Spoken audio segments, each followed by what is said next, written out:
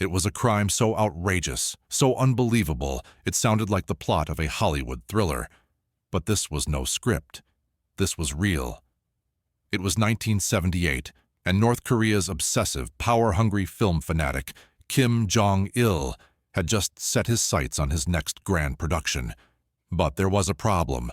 North Korean films were awful, lifeless, dull, nothing but propaganda.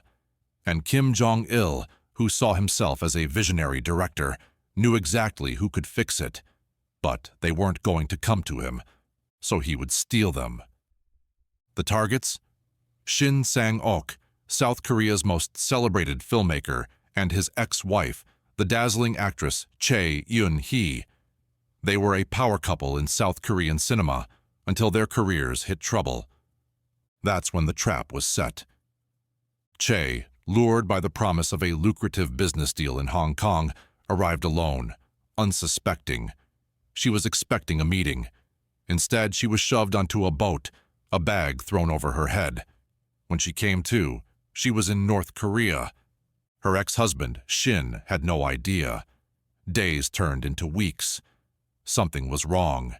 He followed the clues to Hong Kong, hunting for her, only to fall into the exact same trap. Kim Jong-il's agents dragged him into a car, knocked him unconscious, and smuggled him across the sea. When he awoke, he was in Pyongyang, the heart of North Korea's dictatorship. Kim Jong-il, gleeful in his private film palace, had his prize director and leading lady. But Shin wasn't going to cooperate, so the dictator broke him. Shin spent 4 years in prison, starved, tortured, forced to endure re-education sessions about the brilliance of Kim's ideas. Meanwhile, Choi was kept in relative comfort, a guest of the state, fed lies that Shin had abandoned her.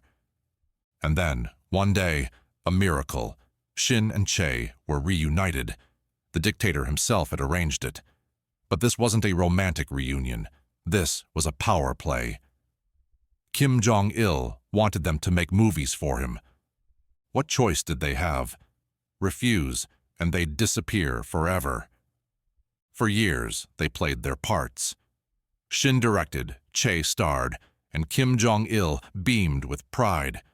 His captives made 7 films, including his personal favorite, a Godzilla knockoff called Pulgasari. But behind the cameras, the couple planned their escape. In 1986, while on a business trip in Vienna, they made their move. They slipped past their North Korean handlers, ran through the city, and barged into the U.S. embassy, begging for asylum. The agents tried to stop them. Bullets could have flown at any moment, but it was too late. They had done the impossible. They were free. Kim Jong-il was furious. His Hollywood dream was shattered. Shin and Choi told the world everything. They exposed his kidnappings, his propaganda machine, his insane obsession with movies. And Kim, he never got his Hollywood ending. Just a laughable legacy of a man who dreamed of being the world's greatest director, but had to steal his stars to do it.